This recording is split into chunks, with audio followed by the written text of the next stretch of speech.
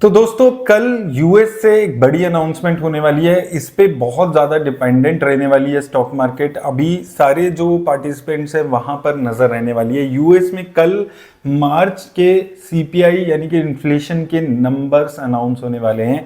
अब ये numbers important क्यों हैं? क्योंकि अभी एंटिसिपेशन ये है, उम्मीद ये की जा रही है कि जून 2024 से यूएस में इंटरेस्ट रेट कट्स हो सकते हैं।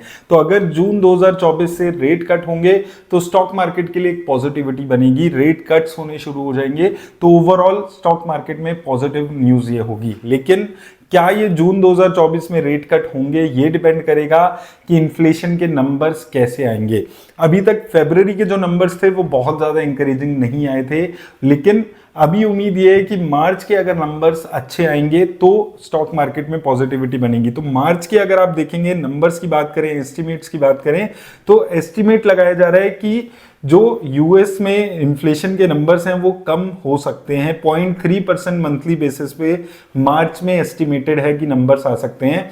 अभी जो फरवरी था उसमें 0.4% की ग्रोथ हुई थी इन्फ्लेशन में, और अगर ईयरली एनुअल इन्फ्लेशन की बात करें तो 3.4% के आसपास यहां पर नंबर्स आए थे। 3.2% के आसपास नंबर आए थे, और एक्सपेक्टेशन है कि जो मार्च है वहां पर जो एनुअल इन्फ्लेशन है वो 3.4% हो सकती है, और मार्च में जो मंथली बेसिस है वो 0.3% के आसपास हो सकती है।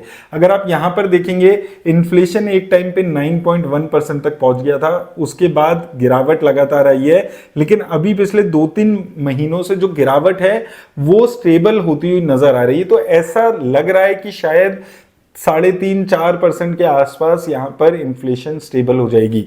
अब जो फेड का टारगेट है, यूएस फेड का, वो 2% इन्फ्लेशन का टारगेट है। यानी कि जब तक 2% के आसपास इन्फ्लेशन नहीं आएगी या उनको उम्मीद नहीं होगी कि अब 2% इन्फ्लेशन आ सकती है, तो वो रेट कट करना शुरू नहीं करेंगे, ऐसा एंटिसिपेशन है।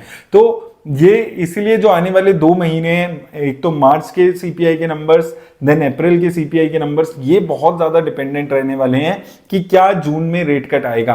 क्योंकि जो रेट कट है उसका टाइम आगे बढ़ता जा रहा है। पहले एस्टिमेटेड था मार्च में रेट कट होगा, वो नहीं हुआ क्योंकि इन्फ्लेशन कंट्रोल में नहीं हुई। अब उम्मीद है जून में रेट कट होगा, लेकिन अगर इन्फ्लेशन कंट्रोल में नहीं आई तो ये रेट कट्स भी आगे बढ़ सकते हैं। पहले उम्मीद थी कि 5 रेट कट्स पूरे साल में होने वाले हैं, अब 3 रेट कट्स की उम्मीद है, और अगर जून में रेट कट नहीं होता है तो हो सकता है 2 रेट कट्स हों। तो ये सारे फैक्टर्स आगे आने वाले टाइम में, स्पेशली इंडिया में जब इलेक्शन के ये जो रिजल्ट्स आ जाएंगे उसके बाद जो डिराइव करेगा फैक्टर, वो यूएस में इंटरेस्ट रेट कब और कितने कम होते हैं ये मैटर करेगा। तो कल की ये जो नंबर्स हैं ये शाम को इंडिया के टाइम के हिसाब से कल शाम को ये अनाउंस होंगे, तो परसों मार्केट में ये इसका इंपैक्ट दिख सकता है। तो कैसे नंबर्स रहते हैं हम लोग बात जरूर करेंगे इस पे। अभी तक के लिए बस इतना ही, धन्यवाद।